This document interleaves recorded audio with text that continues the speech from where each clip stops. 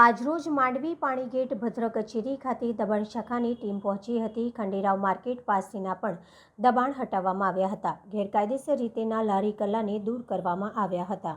અમારો કોઈનો હેતુ તહેવાર બગાડવાનો નથી। અમે જે લોકો વહીવટી ચાર્જ ભરે છે, કોર્પોરેશનની જે લાગત થાય છે મહિનાની, તે મહિનાની લાગત ભરે છે, અને જે નથી ભરતા અને હંગામી દબાણો જે થયા છે કાચા ભાગના, એ અત્યારે હાલ દૂર કરવામાં આવે છે। જેણે ના ભર્યું હોય, મારી વાત સાંભળો સાહેબ, જેમણે ના ભર્યું હોય એને તાત્કાલિક દંડ કરાવો ને અહીંયા।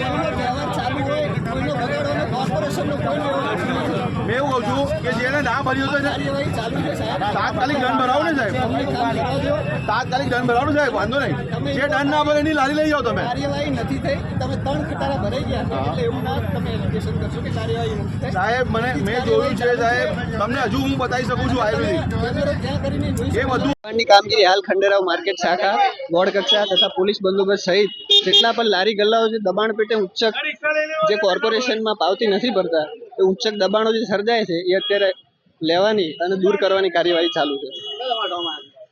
અત્યારે હાલ કાર્યવાહી ચાલુ છે, જેટલા ઉચ્ચક દબાણો દેખાશે એ બધા દૂર કરવામાં આવશે। વોર્ડ ઓફિસર સાહેબની સૂચના હતી માંડવી પાણીગેટ અને ભદ્રસિંહ કચેરીમાં દબાણની ટીમ સાથે રાખીને દબાણ દૂર કરવાની કામગીરી કરવામાં આવે છે।